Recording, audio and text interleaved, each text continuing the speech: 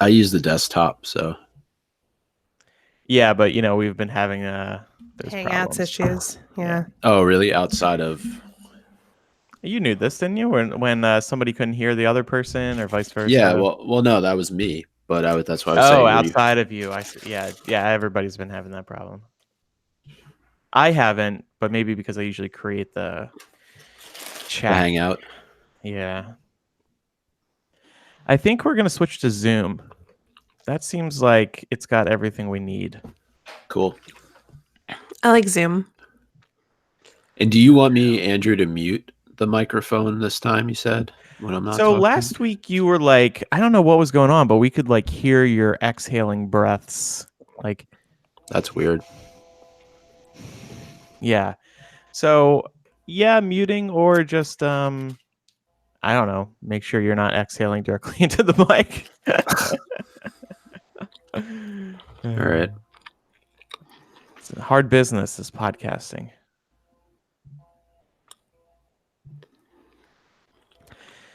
Pat just took my sister and her husband out to breakfast. Oh, that should be interesting. Yeah. Oh, it's fine. It's not as believe it or not, he doesn't talk about politics at all with us. Yeah, I hope he doesn't.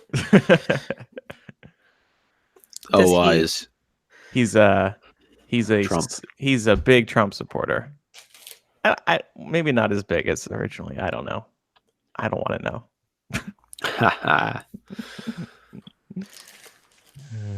Yeah, I mean, as long as he supports, yours and Pat's right to exist. Yes, and he's liberal when it comes to gun control. But I just think he's high on Trump and like the economy, and sticking it to these world leaders, and I don't know. It's mature. But it's good that you leave it out. Oh yeah, I'm not. There you go. I don't know what to say, but it's always interesting when family gets involved. Mm-hmm. Yep. But that was an awfully odd email to get.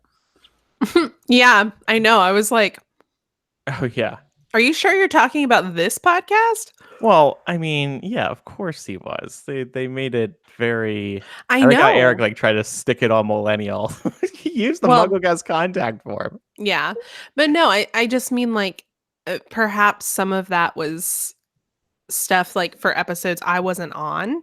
Oh, but yeah. I was like, I don't think we do this as often as you say we do it. Mm-hmm. Could be wrong. Never know.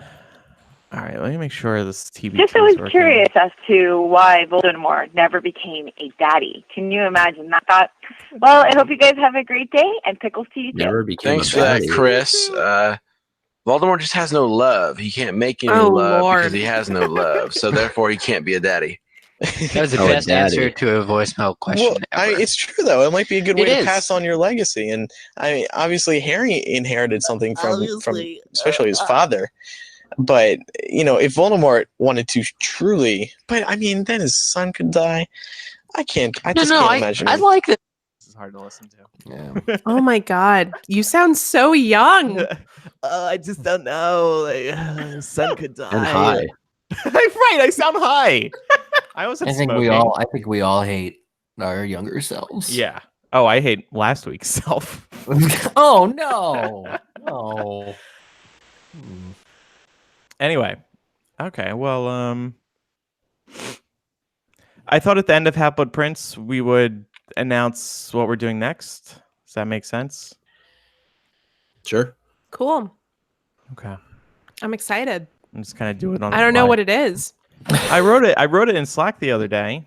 Oh, did you? Yeah. I might have missed it. Scroll up. Yeah, I don't know. Text. A couple days. Yeah, I have like 4 different Slack environments that I'm part of. So going back and forth between all of them is a challenge sometimes. Yeah. Everybody ready? Mm-hmm. Sure. Okay. Everyone start recording. Okay. Yep. And then fourth beat. 1, 2, 3, clap. Clap. Clap. 1, 2, 3, clap. Clap. Clap. Welcome to MuggleCast episode 424. I'm Andrew. I'm Eric. I'm Micah. And I'm Laura. Yay, everybody's here this week. Hey, Laura, how have you been? Good. How are you? It's been a minute. I know. Let's just do the episode ourselves and forget about Andrew and Eric. Sounds great. Bye. We could do that. Bye. Laura and Micah's prediction corner. Were the rumors true? Were you two feuding? Feuding. Well, yeah, because like Laura, you were off a week that Micah was on, and then Micah was off the week Laura was on. It was, I don't know, I was worried. Yeah, this whole will they won't they thing is getting pretty crazy, honestly. Yeah, I mean, I like to think of us like Taylor Swift and Katy Perry. You know, it's been a years-long feud, and we finally have peace at last. So peace at last. Micah loves Katy Perry. That was a great analogy. Oh, who doesn't? I did not know that. Huge fan. Love Firework. Great song. So on today's episode, we are going to discuss the final chapter of Half-Blood Prince. We've made it, y'all. Actually, almost 1 year later, exactly. We started Half-Blood Prince chapter by chapter, July 2018. It was a whole different time because Laura wasn't even with us. It's crazy. It's crazy that we did it in 1 year. That's nice. Yeah. I'm pleased that it took a year because, of course, we've had these other episodes where big news has happened. Of course, Crimes of Grindelwald came out over that time, so we took a good month off of chapter by chapter to discuss the movie.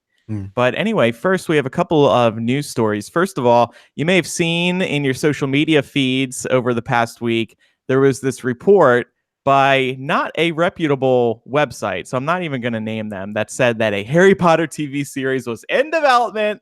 And of course, this went crazy. This went viral because everybody gets really excited when stories like this appear. Of course, some people are like, enough, no more, no more.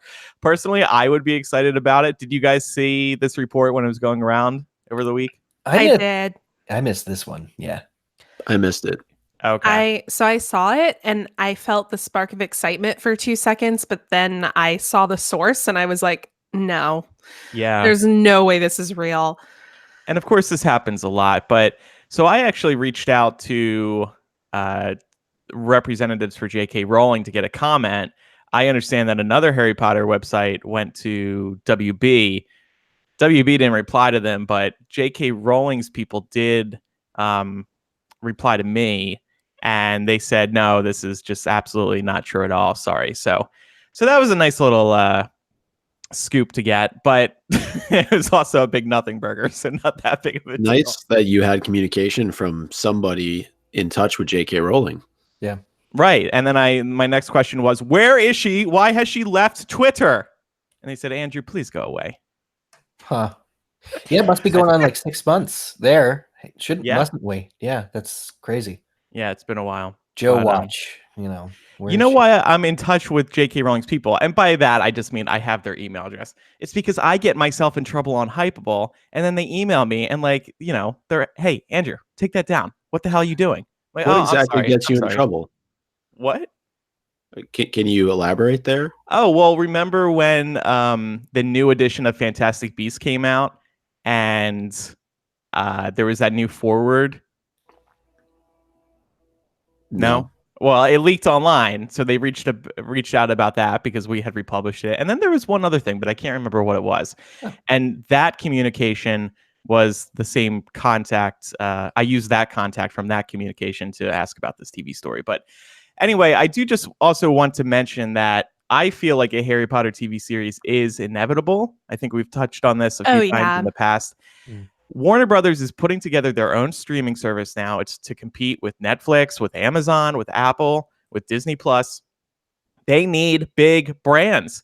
And I am sure they have already pleaded with J.K. Rowling to let them do this. But the question is J.K. Rowling going to let them do this? And I'm not convinced that she would say yes. I'm not convinced she has the power anymore. She does. Well, she yeah, I don't did know. Fantastic Beasts. I mean, she said she credited Kevin Sujihara, the WB CEO, who's not there anymore. Yes, was talking her into it. But they're relying on her to write the Fantastic Beasts films. Whereas if you do a TV series based on the books, you already have the work published, so they don't need her. That's not true. You can't take somebody else's work. That's like us going to no. If they have Hollywood the and be like, "Hey, we rights, got a great idea." I'm saying if they have the adaptation rights, she doesn't need to do any extra work. Is the thing. It's not Right. like she can say no, and then because the work is already written, and at least in 80 years it'll be in public domain. So. Yeah. Well, yeah, sure, in 80 years, but they could not do it without her or her representative's permission right now. It's just. But I'm saying they're not going to be relying on her over the course of the next 7 years to actually write additional material for it. So and that's why I think they should reboot Harry Potter, the books. I think they should adapt books 1 through 7 for a TV series, because they could say to J.K. Rowling, "Look, we need your permission to do this, but here's the beauty of it. We don't need you to write it. We don't really need you involved. We have the books as our guide. We know what we need to do." Yeah, absolutely. I have a hard time imagining her not being involved at all in something like that, because I would think, I mean, she was always very complimentary of the movies, and I thought was very professional about the way that she approached them, even though we know the movies weren't perfect, right? And I could definitely see her wanting to use a TV show as an opportunity to correct some of the things that the movies got wrong, you know? I think it's a benefit of them. But as an artist, I would be bored and worried about repeating myself by now. You know, that's kind of like why Fantastic Beasts is kind of a fundamentally different thing. We know there's bleed over and all that kind of a thing. But to preside over casting of a new, what she called them, Magical Seven, Superior Seven people, you know, it wouldn't interest me personally. Even though watching that happen would be interesting as a spectator, I wouldn't want to be J.K. Rowling feeling like I'm in the same place I was in 1999 casting for the first Harry Potter film. No, it just seems like, what am I doing with my life, or as an artist? Yeah, right. So it does feel too soon. And it would be weird, because then you worry, like, what does this mean for the theme park rides? Now people see that version of Harry Potter, and then they're watching this new Harry Potter. Yeah. So yeah, there are definitely some hurdles to cross there. But again, I just do find it inevitable. Selfishly, I think it would be one of the best things to ever happen for MuggleCast, because imagine how much more we would have to talk about episode by episode. Yeah, I mean, we could do 2 episodes a week. There'd be so much to talk about. Yeah. No, I'm excited for it. I'm excited for the inevitability of it all as well. Yeah, we'll put that out there. Anyway, Eric, I think you wanted to mention that Puffs the Play, which we've raved about a lot on this show previously, is now coming to Chicago, huh? Yeah, they've been our sponsor before. We really like them. We've seen them in New York, and we were talking just a couple weeks ago about whether or not Hamilton closing meant Cursed Child was coming to Chicago, which is, I guess, as yet unconfirmed. But almost like 5 days later, it was announced that Puffs the Play will be performed at Otherworld Theater next summer, 2020. Great. And Otherworld Theater's in town. It's right next to Wrigley Field, and it's a good theater. They just relocated to a new space, and they pride themselves on science fiction and fantasy works. They do a lot of really cool stuff. I was just there for Science Friday and Cephalopod Week. Learned a lot. Wow, that sounds nerd-tastic. It was nerd-tastic. But it'll be really exciting to have Puffs in town. So if anybody's Chicago or Chicago adjacent, just know next summer there's going to be an opportunity for you to see Puffs. 7 years of increasingly, what's the word? Something magic. I'll fix that in post. Now, do you feel any different now about going to see this, Eric, given that you're no longer a Hufflepuff? Well, wait, what? This is news to me. Well, okay. I kind of joked that I was a Gryffindor now because wizardingworld.com made you resort. And then they put me back in Gryffindor, Laura, where I had the robes for since 2004. And oh my God. I know. But I think that I'm going to state once and for all, I think I'm going to stick back to mostly Hufflepuff with, like, I can still wear the Gryffindor robes. Don't give me shit. So that's my new identity. No, I'm really excited for Puffs. I'm excited for what this means for local Hufflepuffs in the area, local Harry Potter fans. Game changer for local in general. Hufflepuffs. It'll be great. It'll be great. Mm-hmm. Yeah. Andrew. Yeah, that's cool. They also announced they're leaving New York, so Oh yeah, putting all their effort in Chicago. Yes, Micah? Well, before we moved on, if we're done with Puffs, I did want to ask about Wizards Unite because I wasn't on last week's episode, and I'm trying to work my way through the game, and I enjoy it, but I honestly have no idea what I'm doing. What do you mean? What's the you end play goal? Pokemon Go? You should know. Okay. Well, here's the two bullets. You got to catch them all, right? That's the objective, really. Mm-hmm. Yeah. What's the objective in Wizards Unite? Find them all, save them all, unconfound them. So we admitted on last week's episode that we're not exactly following the story. But yes, you do need to save them all. You do have that registry. And this was one of my critiques last week. I said, I think it needs to be easier to look at everything you've collected. It's kind of broken up right now. So yeah, you still need to collect them all. Here's the tick box to understanding Wizards Unite. Number 1, is your sound on? No. Okay, neither is Laura's. And number 2, are you reading the dialogue between Harry Potter and all the other characters? You mean 40-year-old Harry and the other characters? Yes. Yes. Vaguely. I mean, it's okay again. if not. Okay, neither is Laura. No, not Okay, really. I mean, and I also don't follow what the hell's going on. Yeah, we're not really following it either. We did get some emails, by the way, and thank you to those who sent them in with some advice. And I know some of the people who listened last week also found what we had to say helpful. So, what level are you at, Micah? I'm level 8. Wow. Okay, you're better than me. And me. I just got to level 7 last night. 6 here. I'm battling a buckbeak right now, so a hippogriff right now. As you're recording it? Yeah, well, I loaded it up when you mentioned it. It's like an I did impulse. the same thing. All right, so everyone just take a break and let's play the game. I'm out of spell energy, so it doesn't matter. Oh, yeah. Oh, finally got you him. use coins to buy.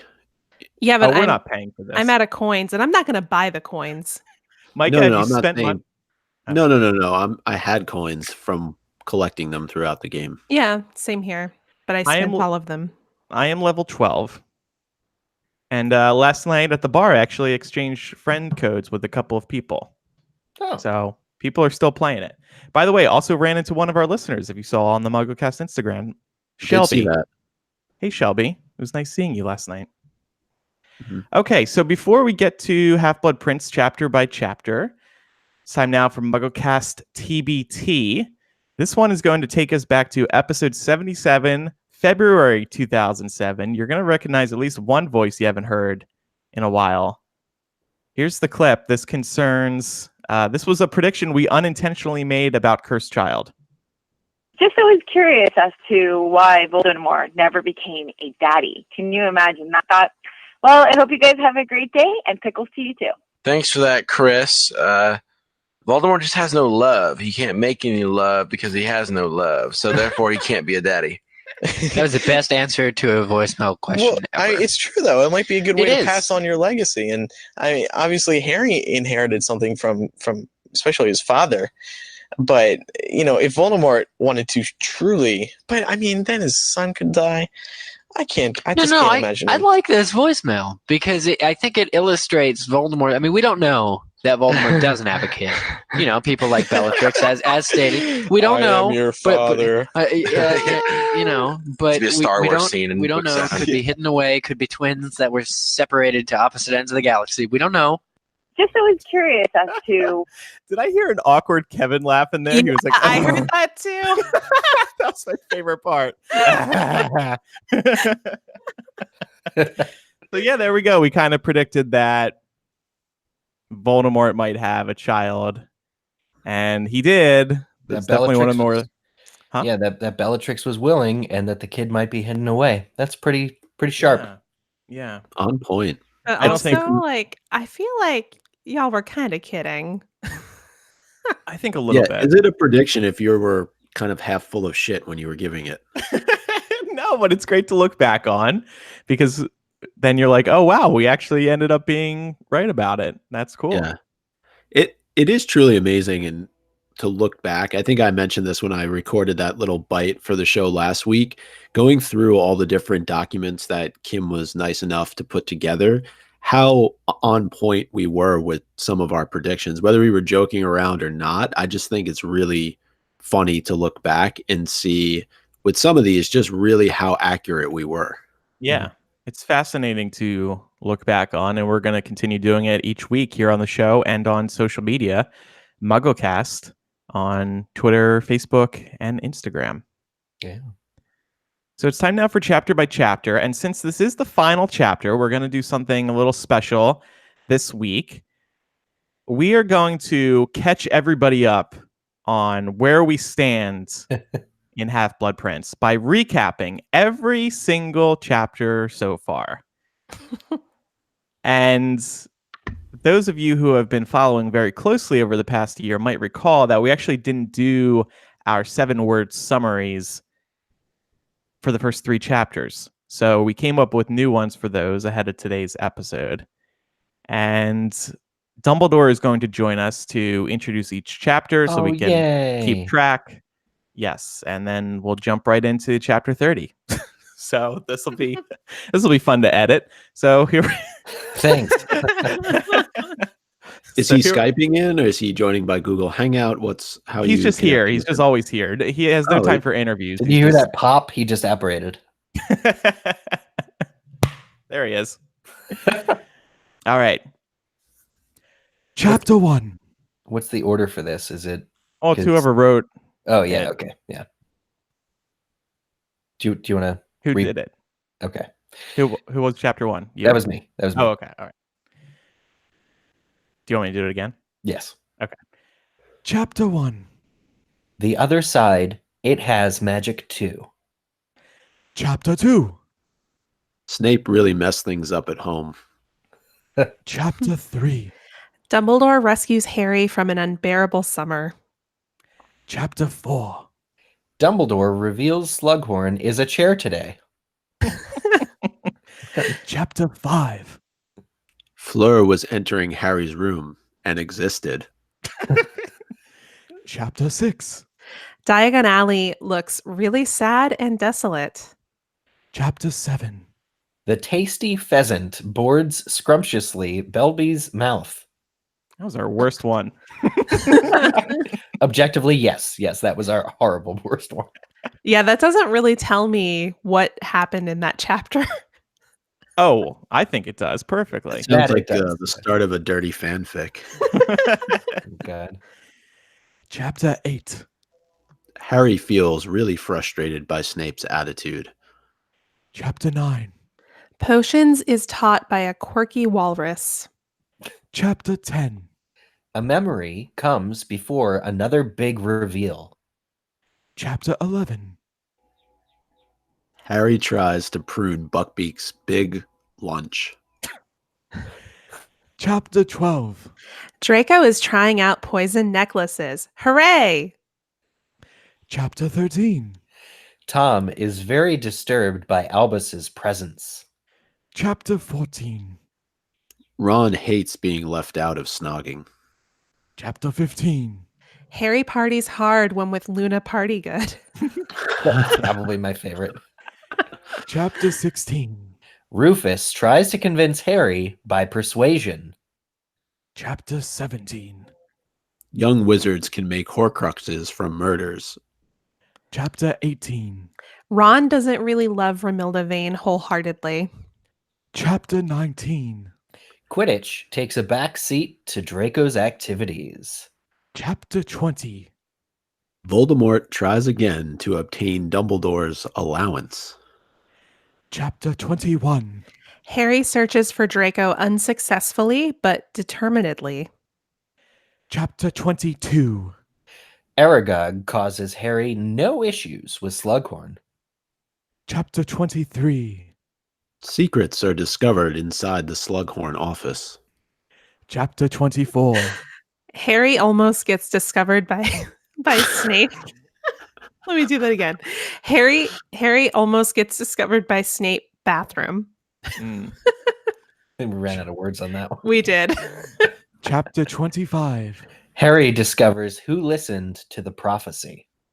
Chapter 26. Together, they enter the mysterious boat ride. Chapter 27. Dumbledore goes over the lightning-struck thingy. Oh, bye, Dumbledore. Goodbye. Chapter 28. Harry chases Snape down onto the grounds. Chapter 29. After Dumbledore's death, Harry regroups with friends. Chapter 30. Harry feels really bad about breaking Dumbledore. Wow. I don't think that's accurate. Where do you think you were? Where did you think that was going to go, Eric?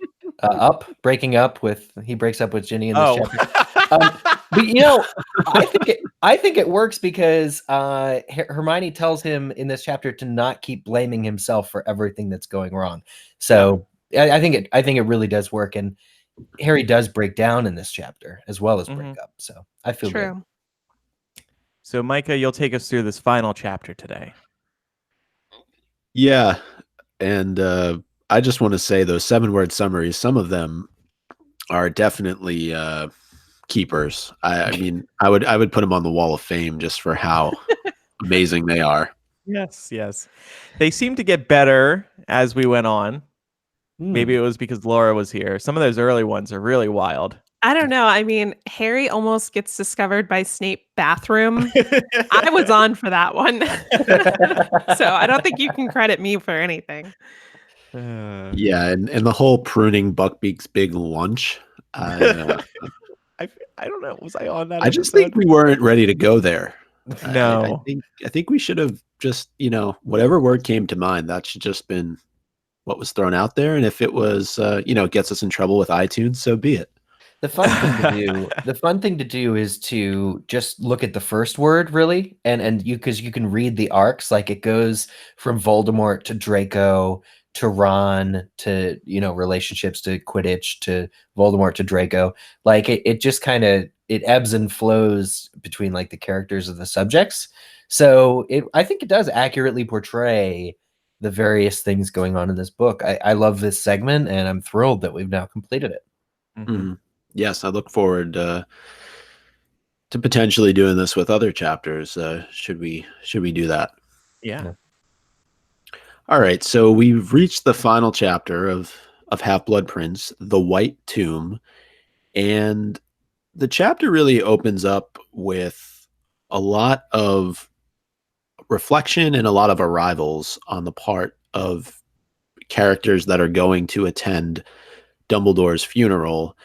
And one of the things I noted, and it's not really the first thing that happens in the chapter, but there's this really great description of Madame Maxime arriving, kind of similar to Goblet of Fire, a bit of a throwback to when the carriage lands at Hogwarts. And Harry notes how some students may have even been seeing this for the first time because they're not accustomed to it. But I thought it really spoke, and we can get into this with other characters, but it really did speak to the respect that Dumbledore had amongst the wizarding community. The fact that you would have somebody from Goblet of Fire and really from another part of the world showing up to pay her respects to Dumbledore.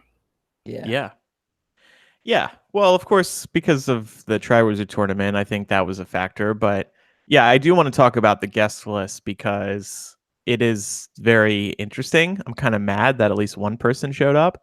And then I wonder where other people are from his past. So we'll talk about that later. But I also liked, correct me if I'm wrong, but J.K. Rowling doesn't even specifically say Madame Maxine, right? You just get the description. And that's like it. I thought that was pretty cool. Yeah, absolutely. And you also have Seamus arguing with his mom. And there's a note that a lot of parents have already pulled their kids out of Hogwarts. Right. And Andrew, I wanted to ask you, what the hell's taken them so long? it took the headmaster falling off of the, however tall tower. It's the highest. It's the highest. The highest tower. Yeah, I mean. Well, look, it's the end of the year anyway, right? So maybe the parents think, oh, nothing can happen in these final few days. But yes, again, Micah, I mean, Hogwarts is a security nightmare, and maybe they should have taken them out sooner. Andrew, I think you could write a book. You could. All the ways Hogwarts is a security nightmare. Security nightmare. I wonder what these parents are doing who are pulling their children out of school. Like, are they sending them to other wizarding schools? Are they getting transfers? Are they going to be homeschooled? I would imagine they're just riding it out, just in a wait and see mode. And again, because we are at the end of the year, they don't really need to put them anywhere else immediately. Right. So maybe they're just waiting to see what the ministry does, what happens now that Dumbledore is passed, who takes over as headmaster. I mean, that's a big question. That's an important question. Right. It is sort of exciting, and with the Seamus, fighting with his mother. Good for him, by the way. That's pretty cool. Where he's like, at least let me stay for the funeral, and she consents. That it's hard to get a room in Hogsmeade for how many people are coming in, both to see Dumbledore and to get their kids. But it's mostly just to see Dumbledore. Like, if it's hard to get a room in Hogsmeade, several ministers, several people that are the delegation from the Ministry of Magic are being put up in the castle. Like, this is a huge event. This is like Woodstock, but it's a funeral, so not as fun. Sad Woodstock. Yeah, sad Woodstock. And so, it really is special to see that just so many people from around the world are turning up. Yeah. Well, you can compare it to any time a majorly respected public servant passes. I mean, I feel like the most recent example of this would be John McCain, right? And when you looked at his funeral, you saw a similar sort of thing, right? Like, you saw people from all corners come together to celebrate the man. Yeah. Mm-hmm. Absolutely. And a little bit surprising, though, that parents would look to pull their children out of Hogwarts. And it's understandable given what's just happened, but also, wouldn't you want to allow the students, along the lines of Seamus and the fight that he has with his mom, to be able to pay respects? Now, maybe some of the children that are first or second years don't necessarily know Dumbledore as well, but certainly the older students would have been with him for 6-7 years and want to be able to pay their respects to him. It definitely sets a good example to have your kid, understand what a loss the world has just suffered, but it is lost on some kids too, and some parents too, I think. Yeah. It's also a way for them to cope with his passing. To take them out before his funeral, I think, does them no favors. And they also want to be there with their fellow students. Right.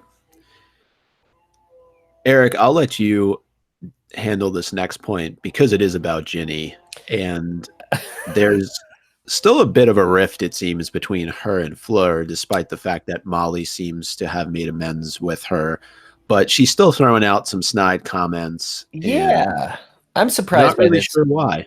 Well, at this point, so we've gone back to normalcy, kind of. Harry, Ron, and Hermione, and Ginny. It's just there's a quartet now. It's no longer a trio; it's a quartet. It's not going to last very long. But they just naturally go down to the grounds together, and Ginny's very comfortable talking with Harry. But she does make this unfortunate comment about, well, Molly's finally okay with Fleur. I guess I'll have to be too. I just think Ginny's kind of shaken up about this whole Bill thing. Her brother was attacked, nearly killed.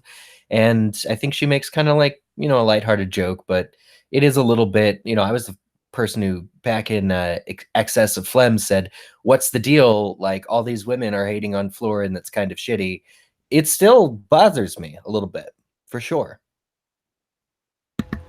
Could it be a bit of immaturity on her part? I mean, we tend to look towards Hermione and Ginny as being more mature characters at times throughout the course of the series, but in this moment it feels a little bit like she's being immature, treating Fleur a certain way with really no reason. I mean, Fleur has shown that she cares quite a bit about Ginny's brother, and yet she's still ragging on her pretty hard. I agree. There's sort of like a tier system of people who hate on Fleur. Molly was number one, but then just in the previous chapter, they were holding each other and crying and making apologies. Fleur has revealed herself not to be this shallow person. It may be jealousy still about Fleur's looks, like the uncertainty, like self-consciousness coming from people that cause her to project, this negative, oh, I guess I'll have to put up with her. But it was a favorite pastime for all the Weasleys last summer, to kind of rag on Fleur a little bit. So I think it's probably it's something that's on its way out, but is not quite all the way out. So, it takes, I think. Well, and this is a thing that happens in families. And I think something that is really significant here is that Fleur is not only very different from the Weasleys in that she sort of comes from this very like upper, I assume, like higher, like upper middle class background. Mm. And so that probably feels threatening. Also, the fact that she's foreign and she's French. And unfortunately, all of those things tied together tend to be stereotyped as making somebody snobby or really shallow. And I have a feeling that these were a lot of the preconceptions that the Weasleys had about Fleur's character until she actually gave them reason to believe, oh no, that actually isn't who this person is. And I sort of read Ginny's reaction to this as being somewhat sheepish. Like, oh, I guess I have to give her a chance now, Yeah. And not before, weirdly, Mm-hmm. Yeah. Yeah, I think that's fair. And kind of shifting gears to Hermione, there's a conversation between her and Harry where she, I think, delivers the information a little bit in the wrong way because just based on Harry's reaction, I mean, Harry is going through quite a tough time right now, as we know, and Hermione delivers the news sort of along the lines of, hey, guess what? I was right all along about the Half-Blood Prince. And Harry's just kind of like, okay, do you really have to rub it in now? And she's clearly been up to her usual, she's in the library. She's been researching, trying to find out who RAB is, given that the locket was a fake. And she's come across really no information that's relevant. There was 2 RABs that she came across, Rosalind Antigone Bungs and Rupert Axebanger Brooks Stanton. And I wonder if that's a little bit of a head nod to Rupert Grint at all. Wouldn't that be the second one? Because Slughorn also calls, I mean, does J.K. Rowling really like Rupert around this time that she's writing this book? It's a good name. It's an interesting name. Is the Rupert reference in the book or is it in the movie? I thought it was in the book. I think it's in the book. If it were in the movie, that would be to take me out of it. Oh, yeah. All right. And then we get the information on Eileen Prince, the fact that somehow in her first go around, Hermione missed the fact that she was married to Tobias Snape. And then Harry makes a pretty strong indictment on Snape's character, comparing him to Voldemort.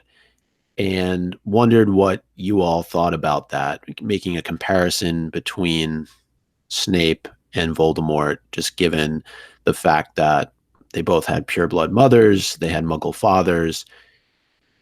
Do we think Snape was ashamed of his parentage, or did he really just care deeply for his mother, and that's why he took on the Half-Blood Prince nickname? I always got the impression that Tobias wasn't a part of Snape's upbringing. Am I wrong in that? In Snape's worst memory, it's indicated that Tobias was mentally and or physically abusive of Eileen, because all it is young Snape's cowering in a corner while a man yells like sternly. So I think it was not a happy marriage. Maybe as a Muggle, he felt emasculated by his wife's magic or threatened by it. Maybe that caused it. Maybe that he was not a nice guy. He was not a good dude. Right. And there are these comparisons to be drawn between Voldemort and Snape, who both didn't like their dads at all. They have a high degree of contempt for their dads. It does not surprise me that Snape went by, the prince side of the family. But right. Where Harry's got it wrong is that Harry thinks it was all about his ego. Oh, he had to play up the magic side just like Voldemort did to be special. Harry's just got it wrong because he doesn't have all the facts. And I would lean more so that Tom Riddle was ashamed of his parentage, particularly his father. I don't know that Snape is ashamed of his parentage. I just think that he hates his father. Mm-hmm. Yeah, for good reasons. But I do think they're probably both gone because Spinner's End is his now, or the house on Spinner's End. Right. I've just never given much thought to comparing Snape and Voldemort. Never really crossed my mind. This is like a box checking moment, I think, because we're in that weird position where we have to think Snape is bad for at least a half book yet to go before we can really know everything. So this is sort of necessary to have Harry being like, oh, Snape is just like Voldemort. And I'm going to go after Voldemort. But if I happen to see Snape he'll be worse for it, Right. Yeah, I think it's pretty likely that Snape and Voldemort had a lot in common when it came to their upbringings, just in terms of like having, an absent father figure, whether that absence comes in the form of just being so abusive that they're just not actually helping to form you as a person, or just being physically absent. Yeah. And I also think that because, like it or not, human beings operate based on patterns. And we draw perceptions about other people based on the patterns that we experience in our lives. So if Snape's first experience with a Muggle was with his abusive Muggle father, it would certainly explain why he might have some internalized biases against Muggles. I mean, we've seen him discriminate against Hermione for being Muggle-born, for example. Right. So I think it's entirely possible that he has these deep-seated prejudice. He holds deep-seated prejudices against Muggles and half-bloods, and therefore has a little bit of self-loathing going on. But I think the difference with Snape is that he is able to see the bigger picture and the relevance that people of different blood backgrounds have to this world. And he's able to see that value, whereas Voldemort is not. Right. Because Voldemort holds himself above all others. Mm. Definitely. That's a great point. Yeah. One of the other things, though, that kind of comes towards the end of this conversation is Harry. He starts to really show guilt for trusting in the Half-Blood Prince for the entire year. And I think this is something that we felt was coming for a long time.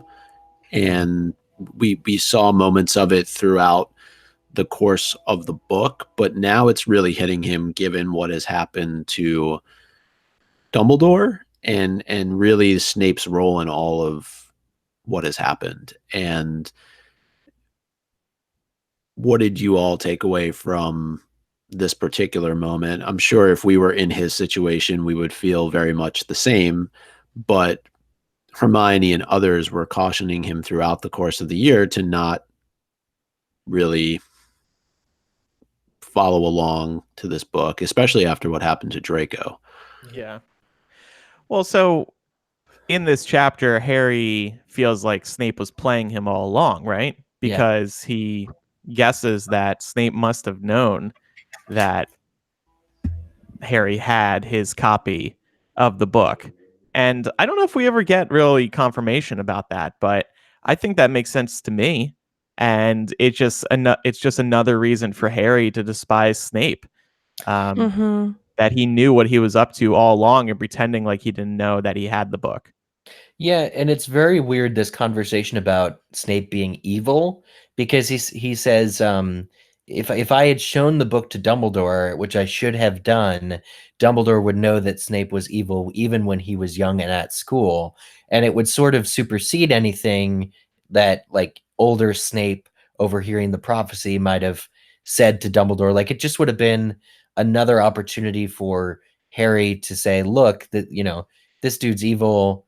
Will you listen to me? And I think though, if he had done that, maybe Dumbledore would have still pushed it aside, but then he would have chastised Harry for cheating on potions all year. Right.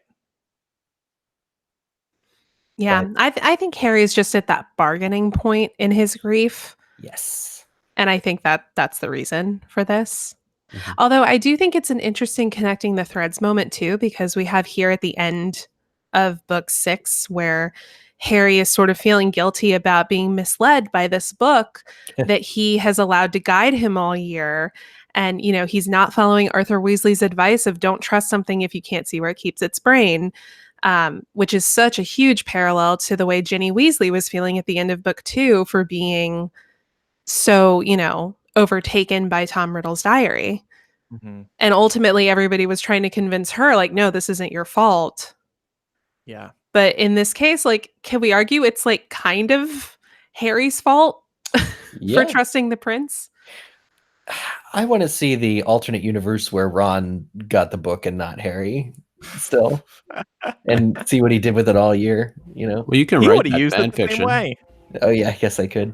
He might have, yeah. But, well, given what Ron did with when the snogging bug finally hit him and ran with it, he probably would be the biggest hit in potions in the Slug Club. We'll see. Mm-hmm. All right. Well, moving on, Andrew, you've noted here that the Hogwarts Express is leaving an hour after the funeral. That feels rough for the students. It does feel rough for the students. I haven't read this in a while, so just reading that bit again, I was like, wow, that seems rough because you want time to mourn. I would feel like if I just watched Dumbledore be laid to rest, I wouldn't want to immediately leave the grounds. I would want to maybe sit on the Hogwarts grounds and reflect on Dumbledore's life for a little while. I wouldn't want to suddenly be so far away from Dumbledore. I think that's another thing too.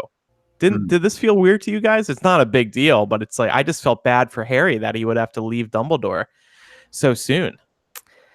Isn't this kind of a European thing? Like the train schedule will run.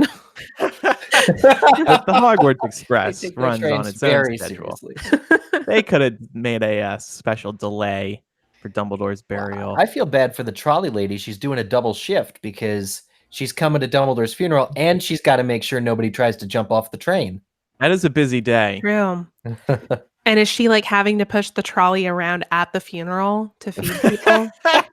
Anything off. I mean, I don't know. I'm kind of being serious because like I'm Southern, right? So like we feed people all the time. And especially like at wakes after funerals, like that's a big thing. Like you feed people. I almost said a word I shouldn't have said on the show, but there was no reception either, was there? Right. And I think that would be the time that they would be eating food, right?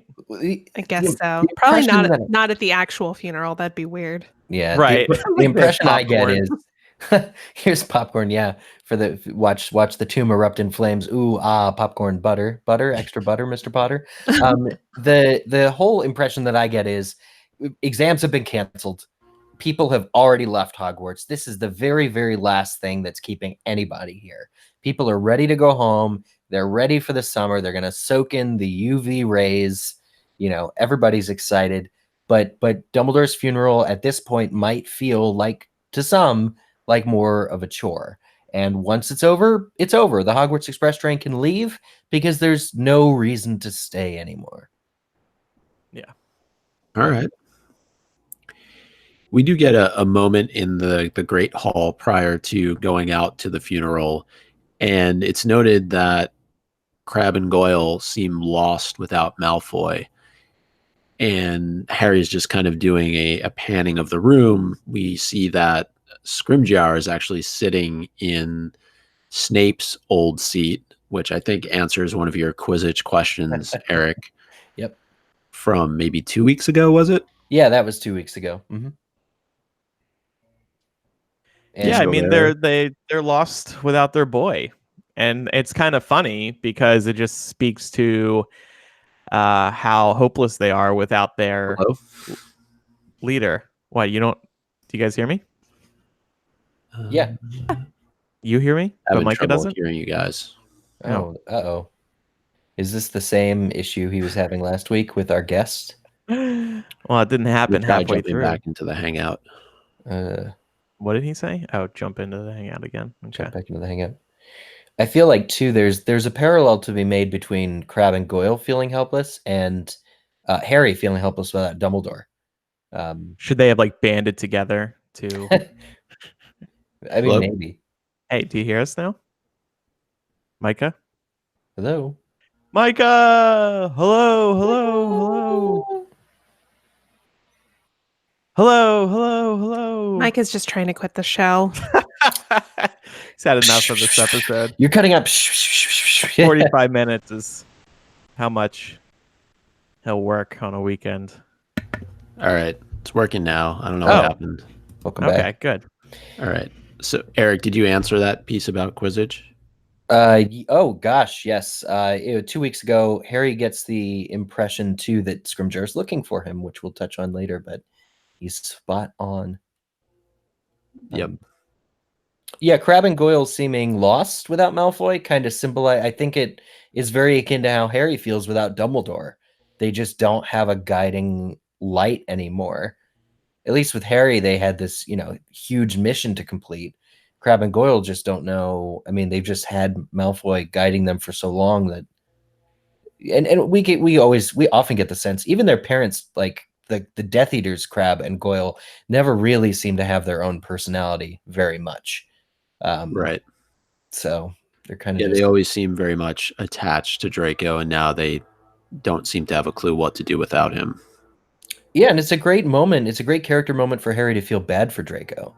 Wherever he is, he can't be with his friends. Well, and do we think that this at all plays into what happens in Deathly Hallows, maybe more so from Draco's end, knowing that he did have that moment of hesitation on the tower? He didn't look like he was going to harm Dumbledore in any way, that he was too afraid to do so. Do we think that plays into his character in Malfoy Manor when he doesn't let the Death Eaters know that in fact Harry has been captured? Yeah, absolutely. Yeah, I think so. Micah, is your window open? No. Oh. I just have a lot of, I think, yard work going on. Yeah, not me, but close by. Oh, okay. I don't understand why on a Saturday, but all right. Well, just checking in case the window was open. Yeah, no, the windows are closed. Won't be much of a big deal.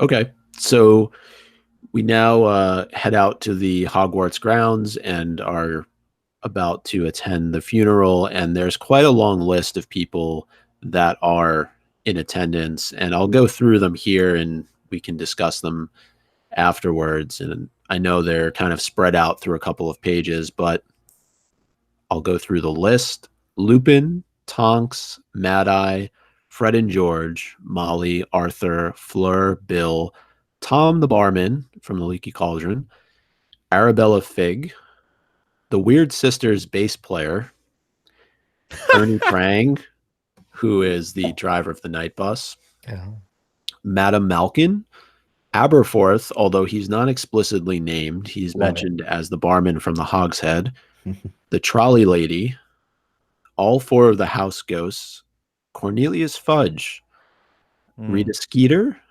Dolores Umbridge, Firenze, and other centaurs who show up later on, the Mer people, and Grop. So I have a few questions about this guest list. First of all, why is Umbridge there?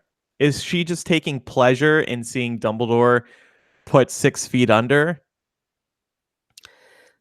I think Umbridge is all about appearances. Right. So this is just about trying to generate positive public perception for herself, I think. It makes me sick to see her there, as it does Harry.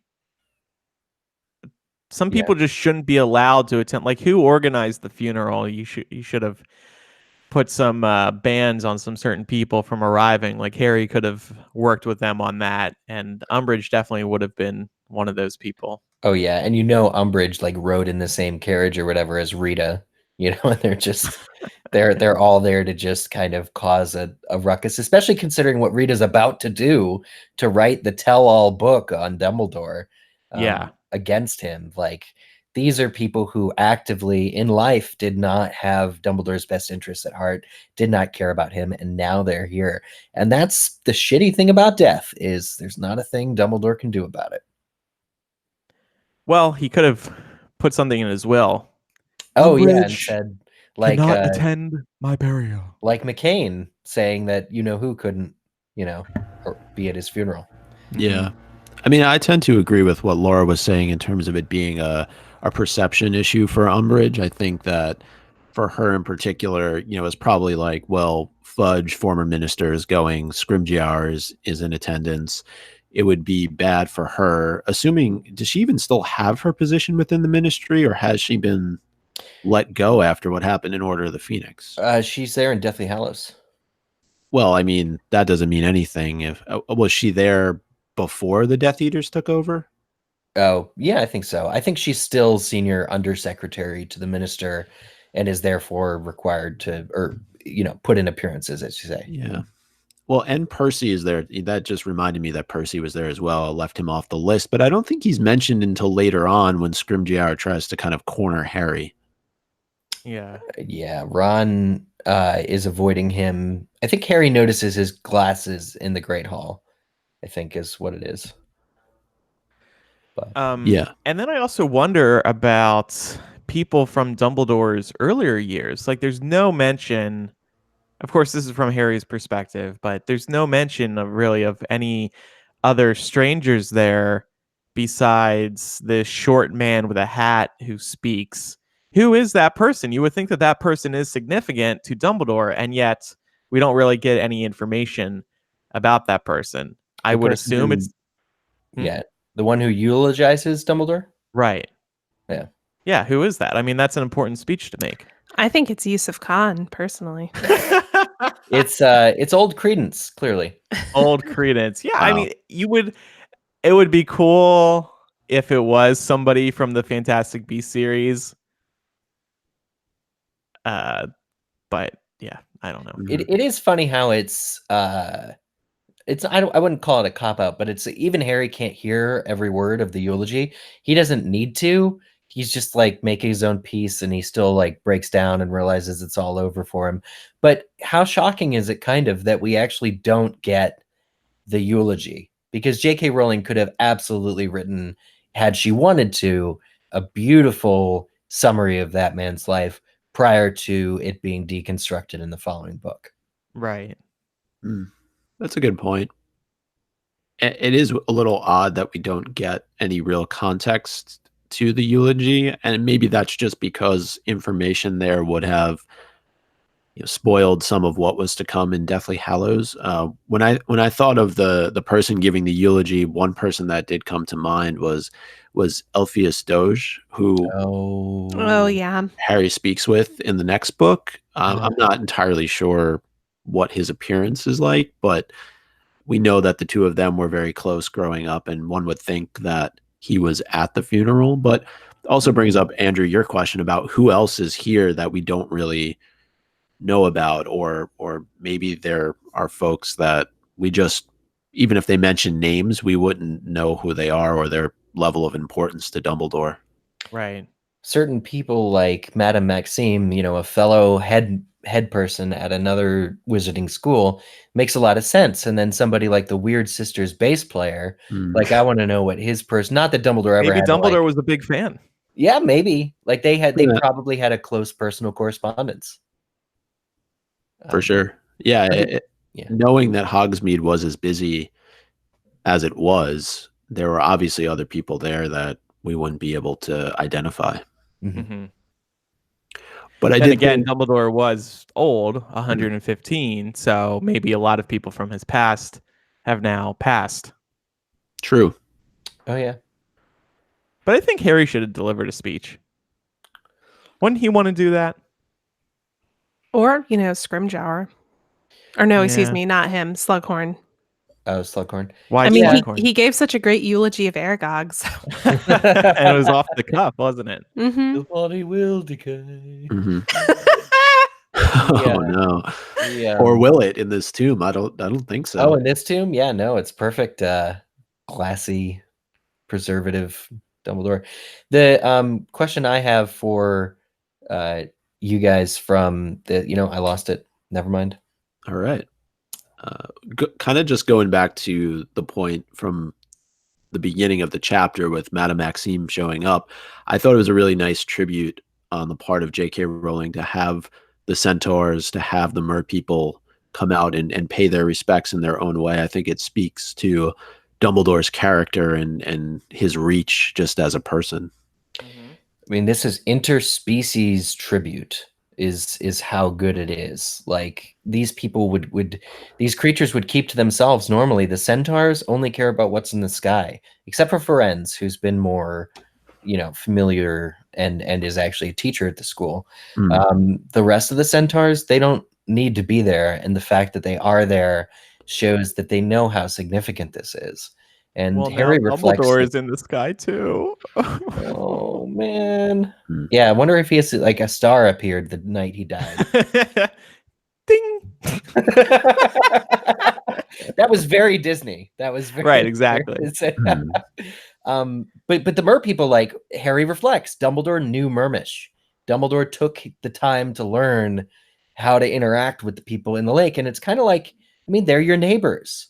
They're your neighbors in the lake. They have their own society, presumably a matriarchy, by the way. How cool is that? The Merchieftainess is one of the lead, creatures that comes out and sticks her head above and is singing the song Harry recognizes. And so it really is a testament to Dumbledore. Like, even though there's not individual speeches from various characters, the fact, like the sheer presence of these beings states all you'd ever really need to know. Mm-hmm. Yeah. And also, they scare the bleep out of Umbridge. At least it's worth it just for that.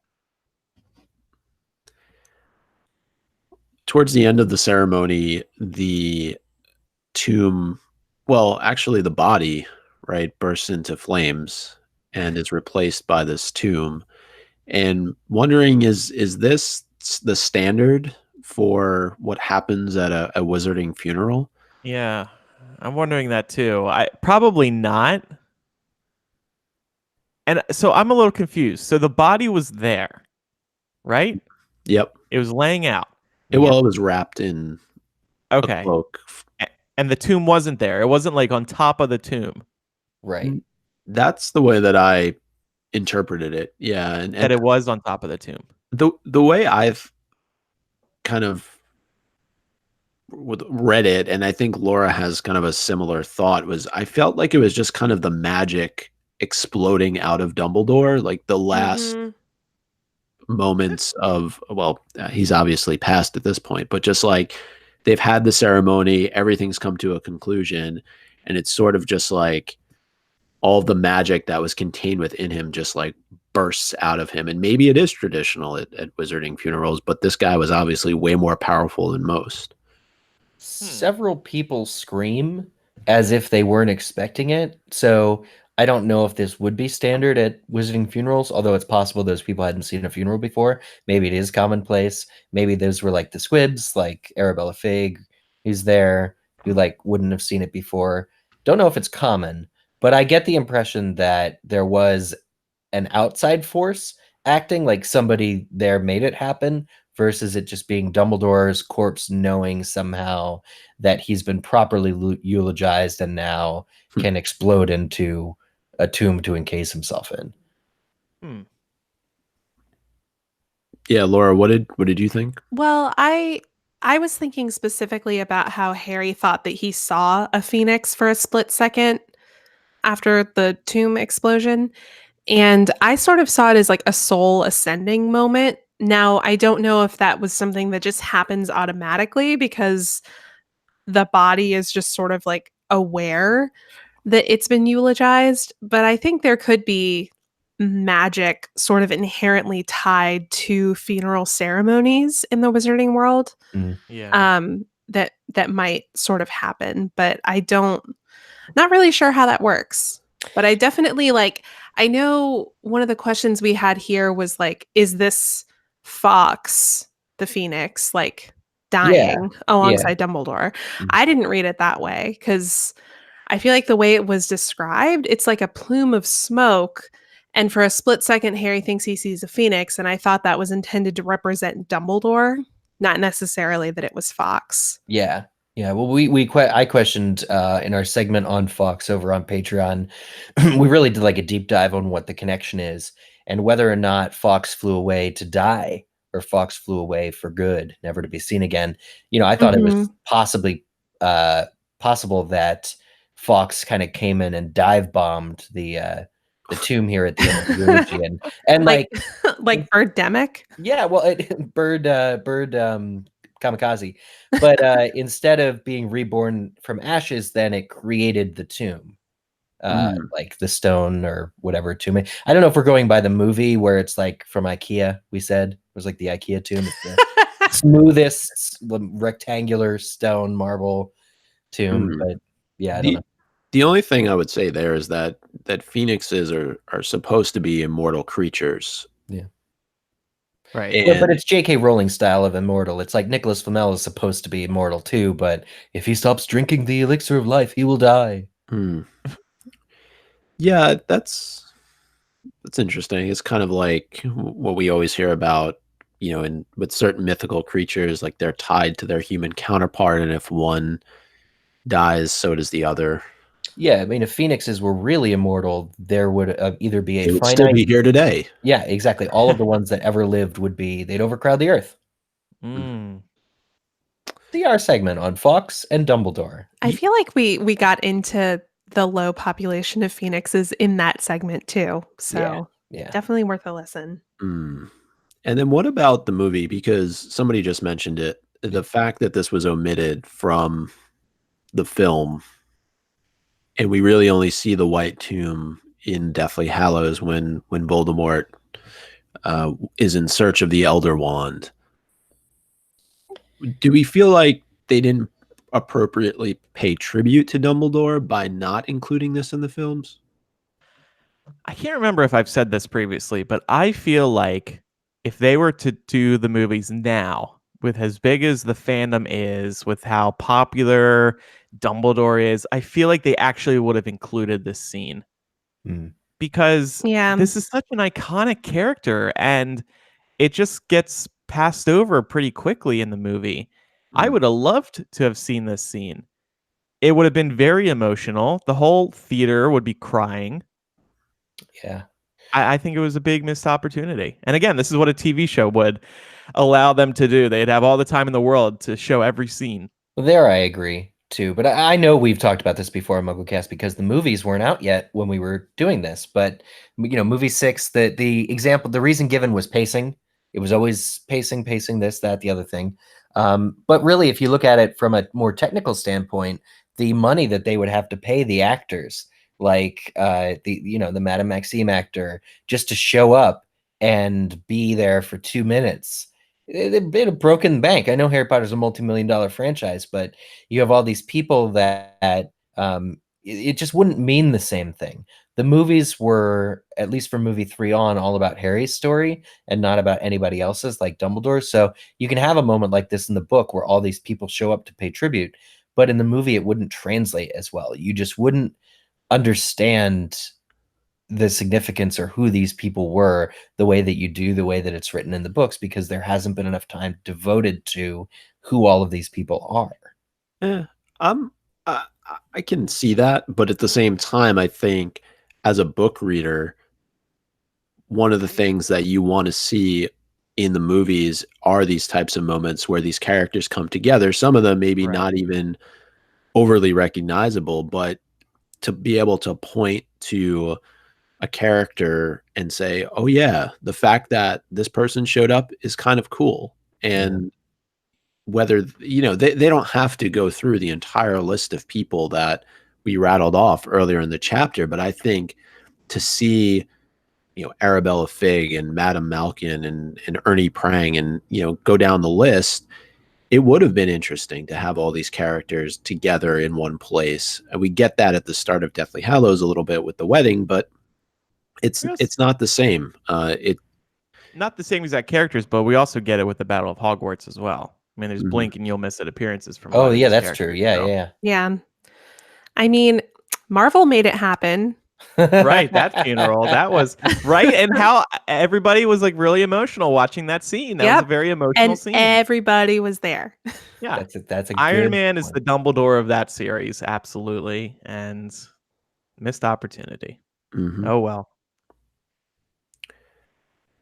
So Harry feels a ton of remorse, as would be expected during this funeral and afterwards. And he's kind of going through in his mind everybody that he's lost now. And he says that, he can't let anybody stand between him and Voldemort anymore. It has to be him versus Voldemort. And I think that it's an important moment for him. It's obviously something that in the story, the hero, now that he's lost sort of his mentor, has to come face to face with, but it is an important moment.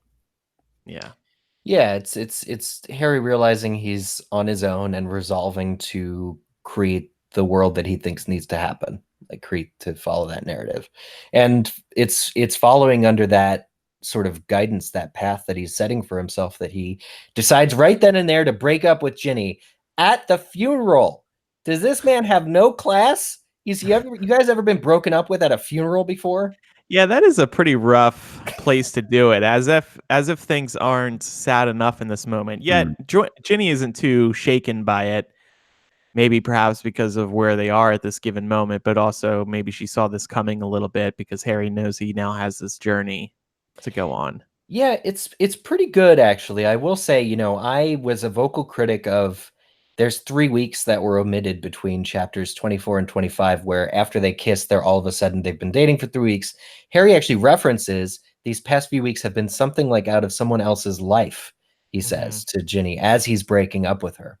And, the time will tell if, and your mileage may vary if that line works for you as an acknowledgement of what they've had together. For me, it's only serves to illustrate that those 3 weeks are still missing. We don't know what happened. But Ginny does, as you said, Andrew, she takes it really well. She actually starts to smile. She knows it's for some stupid, noble reason, like going off to save the world. And she doesn't really put up a fight. She doesn't say, I can help you, the way Ron and Hermione do when he tries to leave them. She lets it happen. And Harry's really only regret is that he didn't start dating her sooner.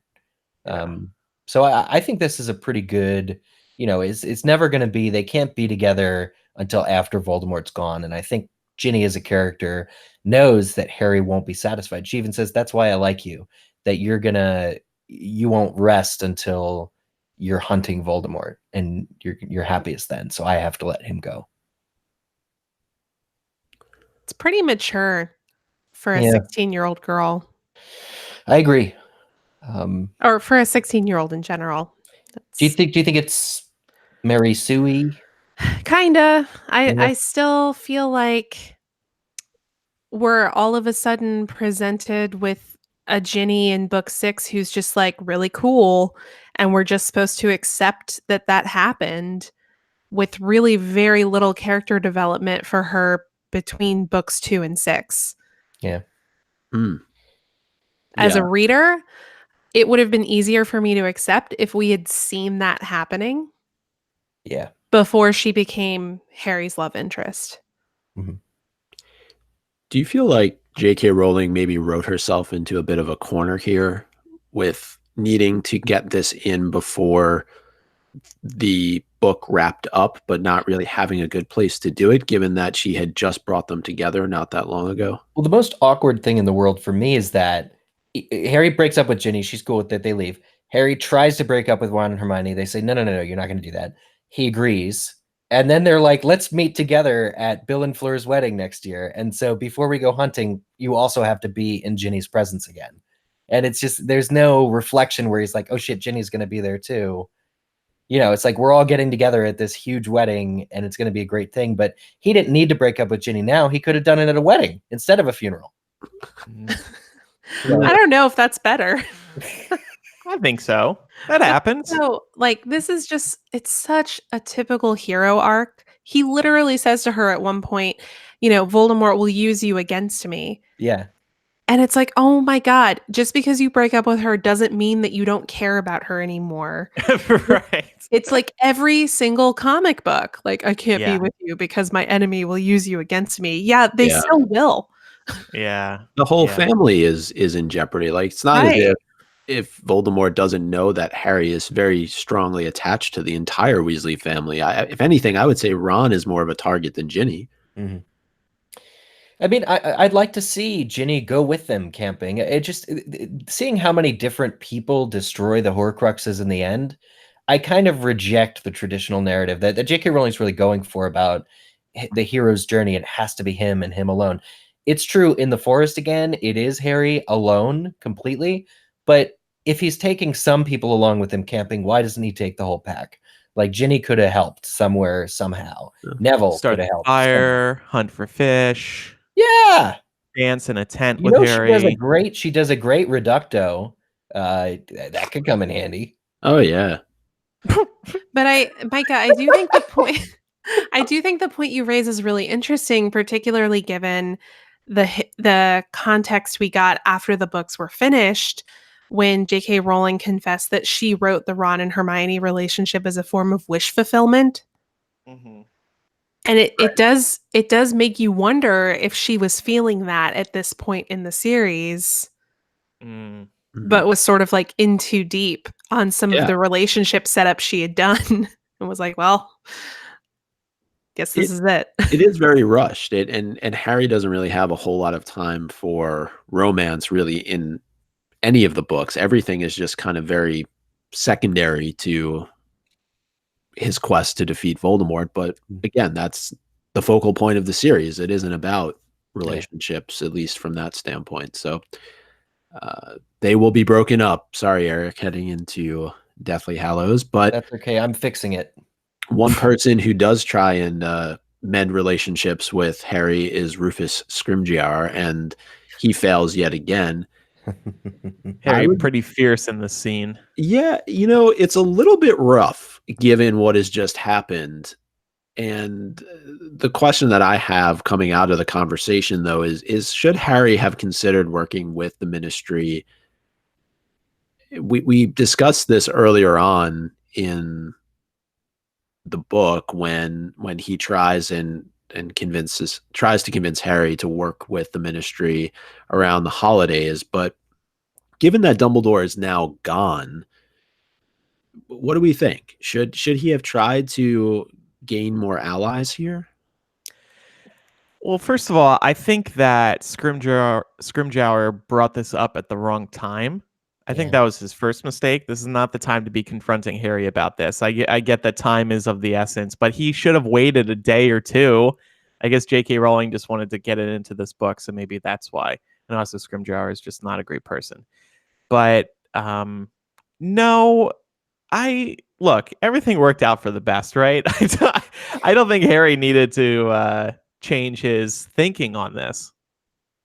Yeah, I think given how flimsy the Ministry is and how quickly it falls after this, probably a good thing that Harry didn't saddle up to them.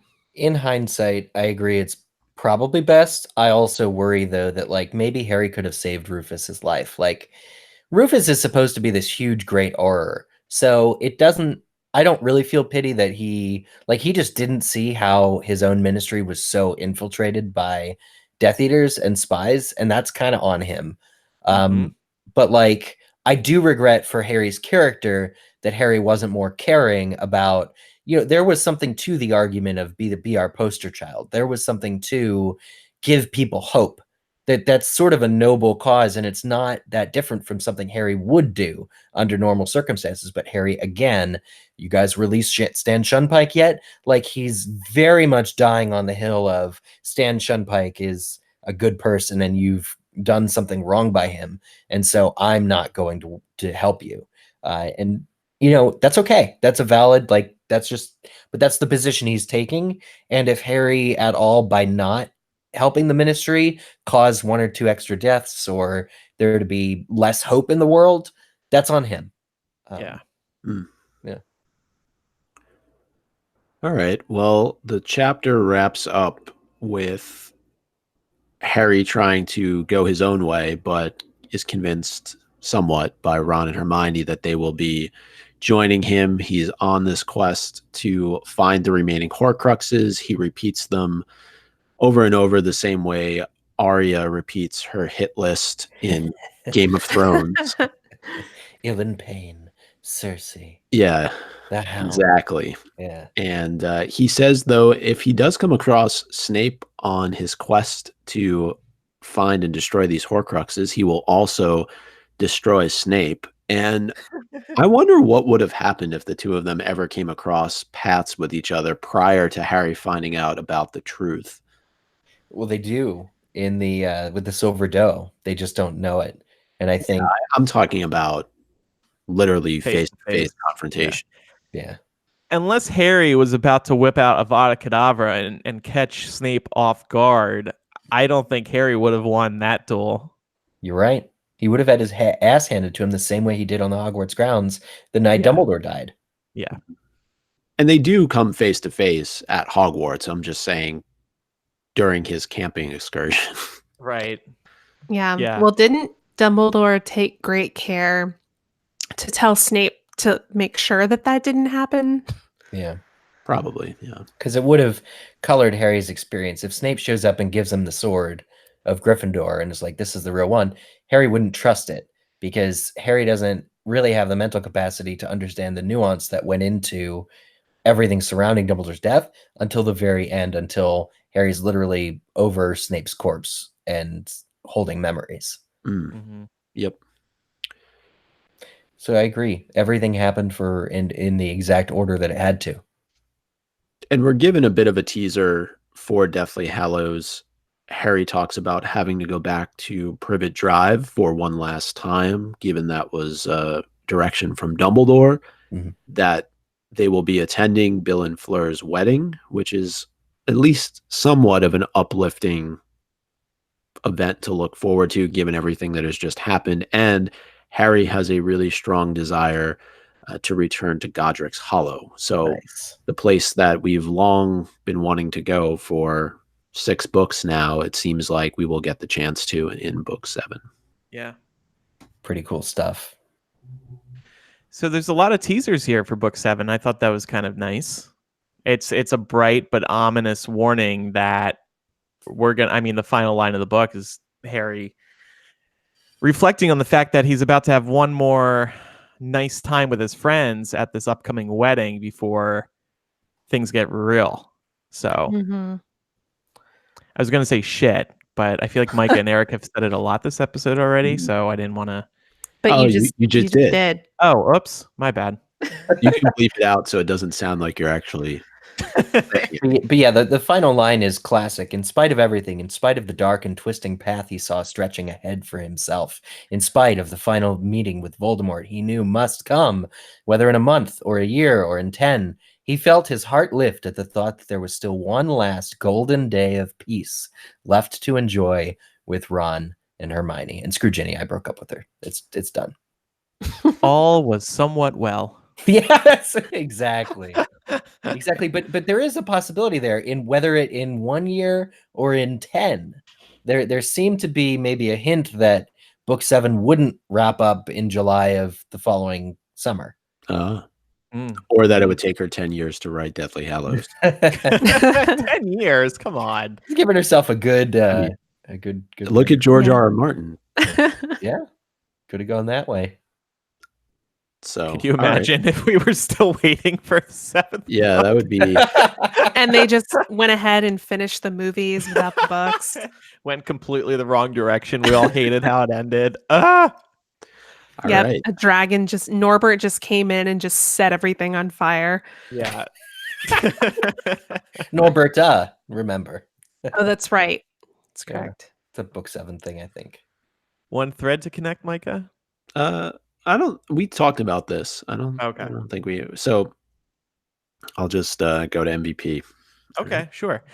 Yeah. All right. So go ahead. You go ahead. Sorry, I wanted to give my MVP of the week to the House Ghosts. We didn't really talk about them, but they stepped into the light. I was kind of surprised by that.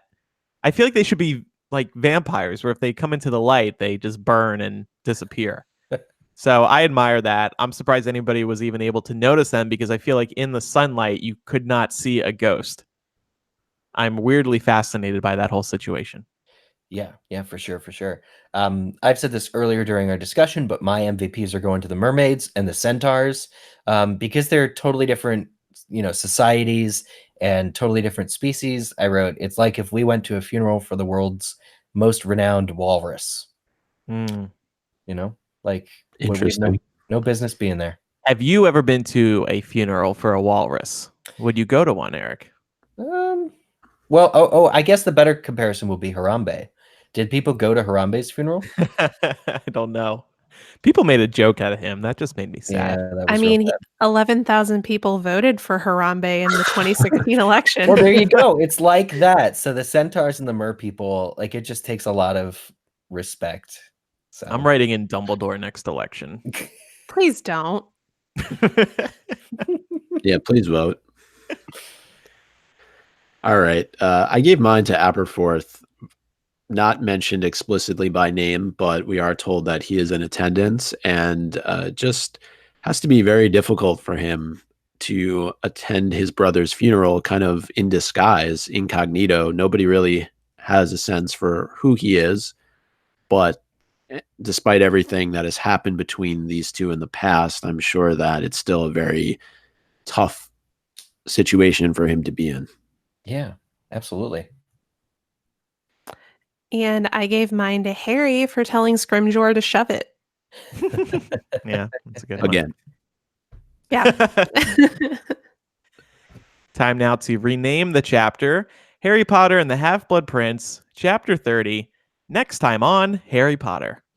I did Harry Potter and the Half-Blood Prince, Chapter 30. Stupid Noble Reasons.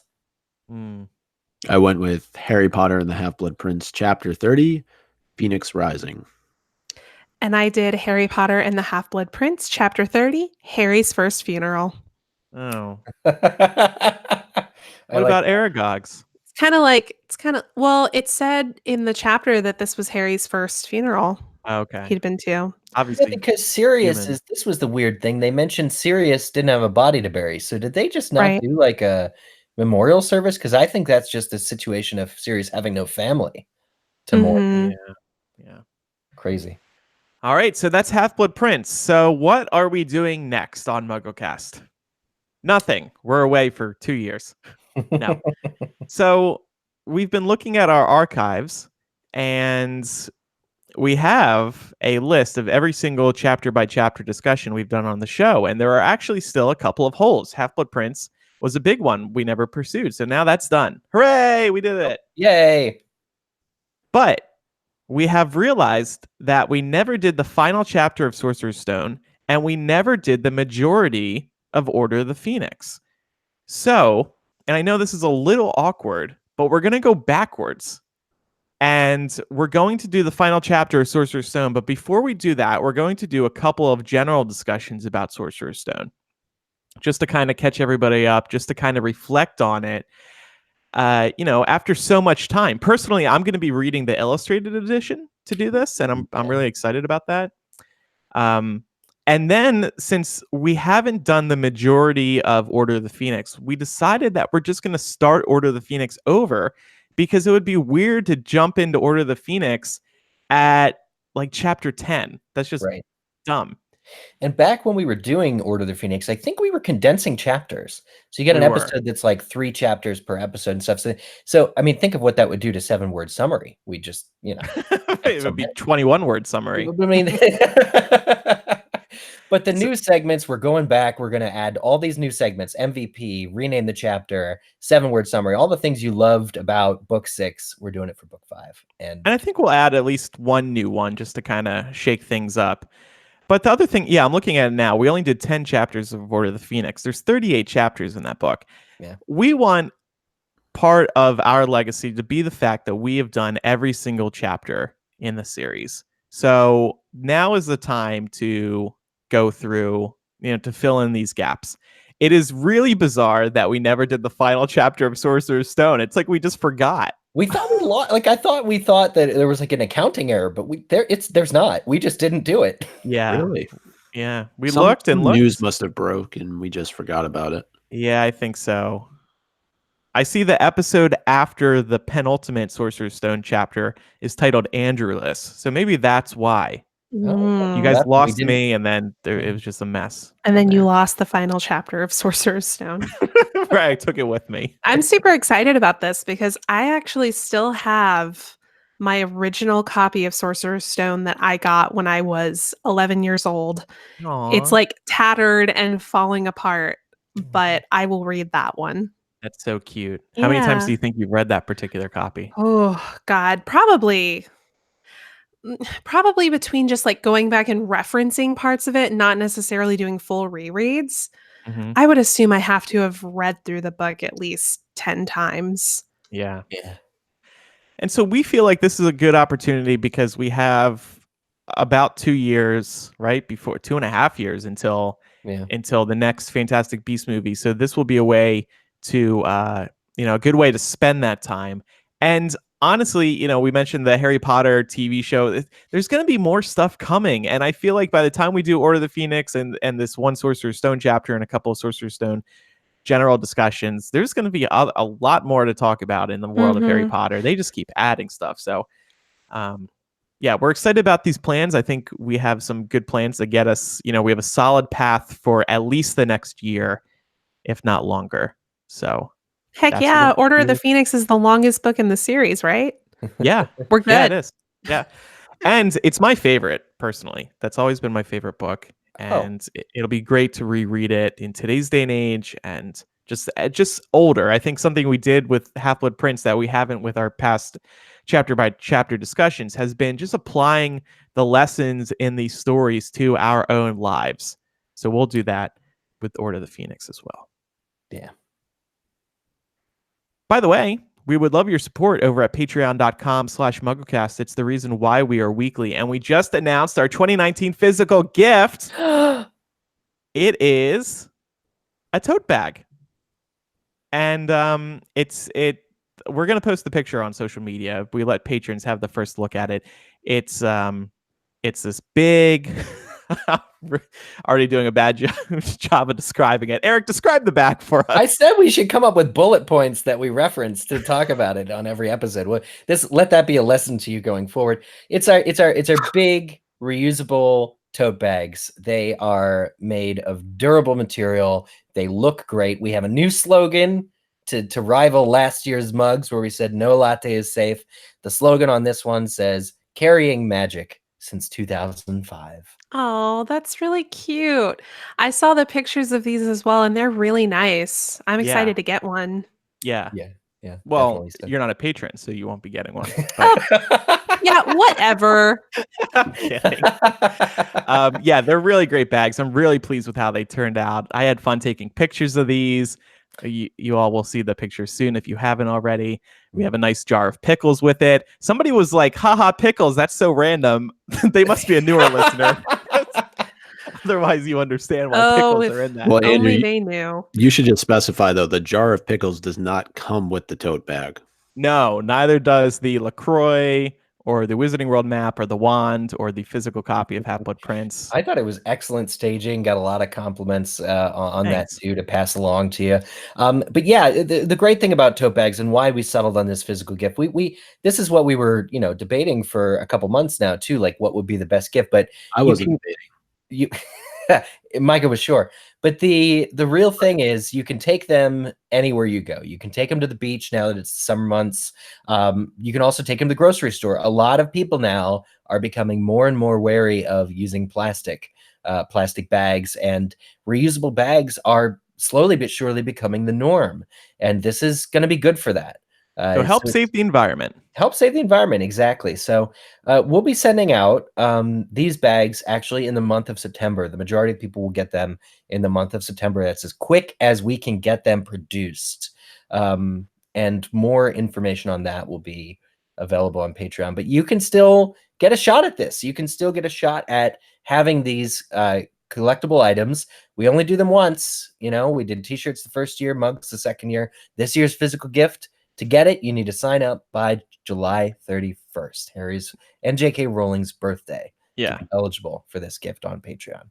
Yeah. And just to be clear, if you do pledge by that time, you will get it. Eric said you get a shot at it. I don't want it to sound like it's a giveaway or something. You will receive it if you pledge and remain a patron for a couple of months. Yeah, perfect.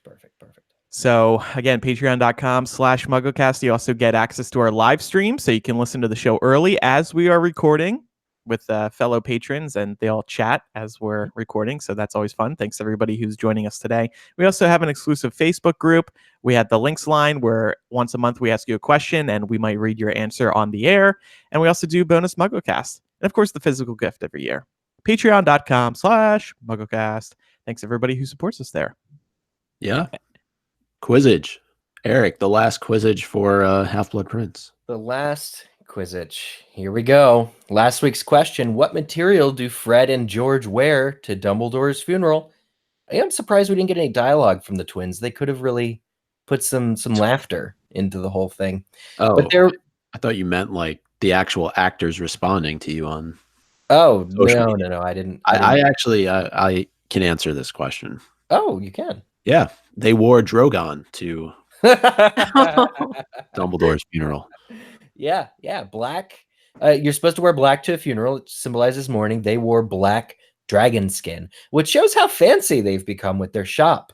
You know, I assume dragon skin's probably pretty pricey. They look pretty sleek. So people who submitted the correct answer include Issy Marcantonio, longtime Quizzitch player, who's about to complete her master's degree in English literature. So shout out to her. And congratulations and thank you for playing Quizzitch. Also, Retta Gambo, J.K. Not Rolling, Ali Frega, Michelle, Marlena, Moonstar is the freaking best. Okay. We spoke about Moonstar a few episodes ago, didn't we? We talked about Wolfstar. Wolfstar, that's what I'm thinking. I wonder what Moonstar... I'll have to look that up. Maybe they're just calling it something different. Megan Callanan, Tara...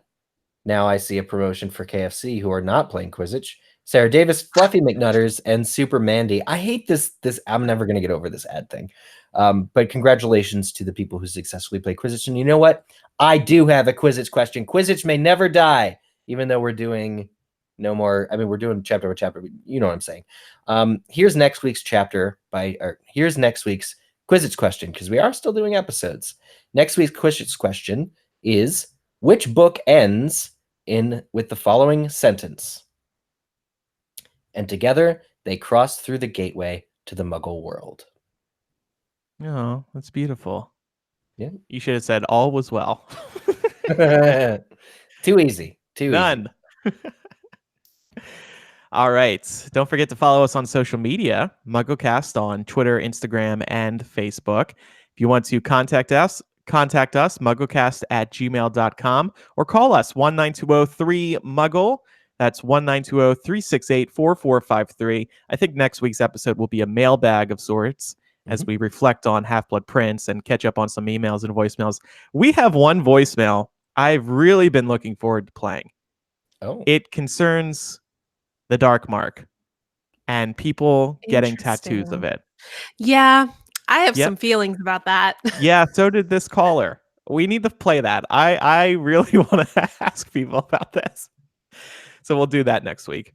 Also, don't forget that we have a P.O. box. Did y'all know that? MuggleCast, 4044 North Lincoln Avenue, Box 144, Chicago, Illinois, 60618. Ooh. Thanks, everybody, for listening. I'm Andrew. I'm Eric.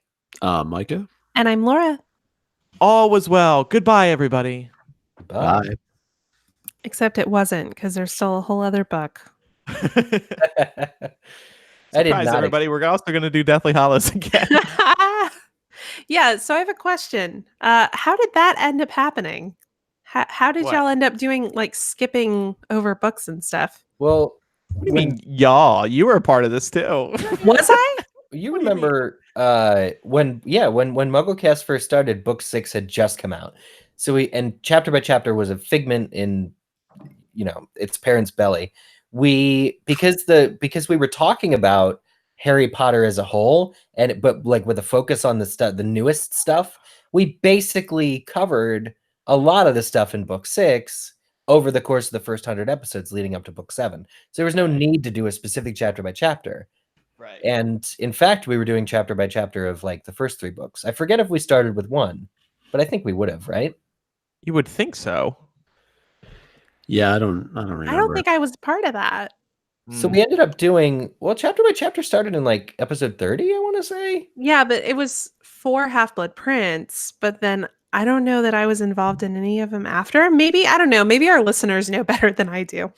Well, we do have the chapter by chapter archive on the site. Yeah, there's archive and see what episodes you were on. But we ended up we skipped book 6 because we were like, we just talked about it. And then when book 7 came out, we did book 7. But we had done 1, 2, 3, and 4 somehow in the first 169 episodes or whatever. And then we were doing multiple chapters at once, which helped, which I didn't like at all. That was a lot of homework. It really was, yeah. In addition to doing real homework. But the final Order of the Phoenix chapter by chapter was October 2011. And then let me look at the following episode. Yeah, I don't know how we got away from it. I think around this time was when we stopped doing weekly episodes, right? So that was probably part of it. Yeah, and it just fell by the wayside. It's nice to have had this renewed enthusiasm and to have embarked on a year journey, which is now concluded. It feels great. Yeah, it felt like the last day of school, kind of. Yeah. How do you access chapter by chapter on the website? On the homepage, just scroll under the album art, and it says chapter by chapter reread. That's linked. I'm going to reread this quote because I botched it. And together they walked back through the gateway to the Muggle world. Oh, I stopped recording. That's nice. I did too. All right. All right, y'all. Eric, when are you planning on editing? I have some availability. So is there something you'd like me to do? Oh, I see. No, what do you mean? Oh, like I just meant, do I have time? Like, how much time do I have to clean up the files? Oh, you have time. Okay. I'm gonna try and clean up around the house and stuff. So there's time. And if you need to be with your family, that makes perfect sense. Yeah, they're on their way back soon. I mean, I could probably figure it out sometime today. But where did you end up sending them? They went to the Bongo Room. Oh, have you heard of that? It's a breakfast place. I haven't. No. So yeah, it's pretty good. Oh, cool. So yeah, I think we're all right. I don't know. We might go downtown today or something. All right, y'all. Well, good show, guys. Yeah, good show. I thought that went well. Bye. Thanks, y'all. Bye. Later.